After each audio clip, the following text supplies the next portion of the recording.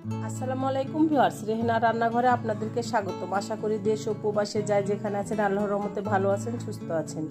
আজকে আমি আবার একটা দারুণ মজার রেসিপি নিয়ে চলে এসেছি। আজকে আমি ডিম আলুর ভর্তা করে দেখাবো। এখানে আমি বড় সাইজের একটা আলুকে আমি সিদ্ধ করে নিয়েছি। আমি একটা ডিম সিদ্ধ করে নিয়েছি। একটা বড় সাইজের আলুর জন্য একটা ডিম দিলে চলবে। আর আপনি যদি দুইটা বড় সাইজের আলু ব্যবহার করেন তাহলে আপনি দুইটা ডিম ব্যবহার করবেন, তাহলে আপনি স্বাদটা পারফেক্ট পাবেন। আমি ডিম আলুগুলাকে সিদ্ধ করে নিয়েছি। এবার এখানে আমি দুইটা কাঁচামরিচ নিয়েছি, দুইটা শুকনো মরিচ নিয়েছি, আমি দুইটা বড় সাইজের পেঁয়াজ নিয়েছি। কাঁচামরিচ, পেঁয়াজ আর শুকনো মরিচটাকে আমি ভেজে নিয়ে ফিরে আসতেছি। চুলায় আমি কড়াই চাপিয়ে দিয়েছি, গ্যাসটা আমি অন করে দিয়েছি। এবার আমি দিয়ে দেবো তেল, রেগুলার তেল, সয়াবিন তেল। আমি এখানে প্রায় 2 টেবিল চামচ তেল দিয়ে দেব। আমি এবার শুকনো মরিচ দুটাকে ভেজে নেব।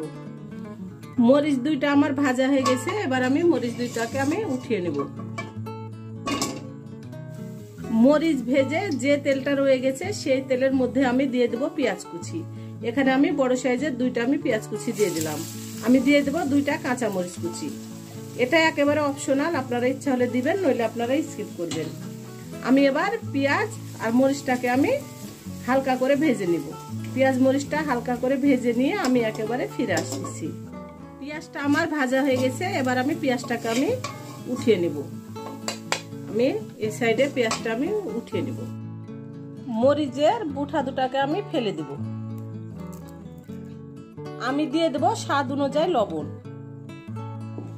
আমি এবার ভালো করে শুকনো মরিচ দুটাকে আমি চটকে নেব। শুকনো মরিচ দুটো আমার চটকানো হয়ে গেছে। এবার আমি কাঁচা মরিচ দুটাকেও চটকে নেব শুকনো মরিচের সঙ্গে। আমি এবার পেঁয়াজটাকেও চটকে নেব ভালো করে।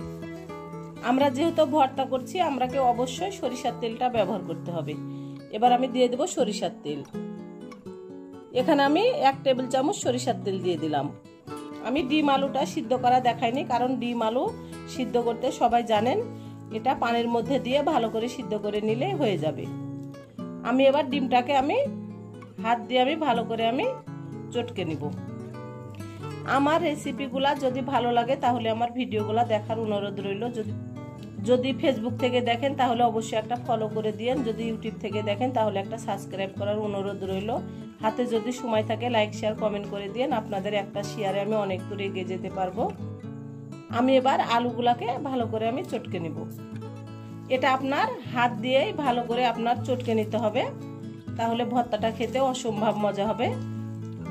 ডিম আলুর ভর্তা খেতে অসম্ভব মজা হয়। এরকম যদি একটা ভর্তা থাকে গরম ভাতের সঙ্গে আর অন্য কোনো তরকারি লাগবে না, আপনার 1 প্লেট ভাত নিমিষে খাওয়া হয়ে যাবে। আমি এবার ডিম আলুর ভর্তাটাকে ভালো করে চটকে নিয়ে একেবারে ফিরে আসতেছি। ভর্তাটা আমার ভালো করে চটকানো হয়ে গেছে। ভর্তাটা আমি উঠিয়ে নিয়ে আপনাদেরকে আমি পরিবেশন করে দেখাচ্ছি। হয়ে গেছে আমার পরিবেশন করা। আশা করি আমার রেসিপিটা অবশ্যই ভালো লাগবে। যদি ভালো লাগে তাহলে আমার চ্যানেলটিতে লাইক, কমেন্ট, শেয়ার করতে ভুলবেন না। বেশি বেশি করে সাবস্ক্রাইব করার অনুরোধ রইল। তাহলে আজকের মতো এখানে বিদায়। আবার অন্য কোনো রেসিপি নিয়ে আসবো। সবাই ভালো থাকবেন। আল্লাহ হাফেজ।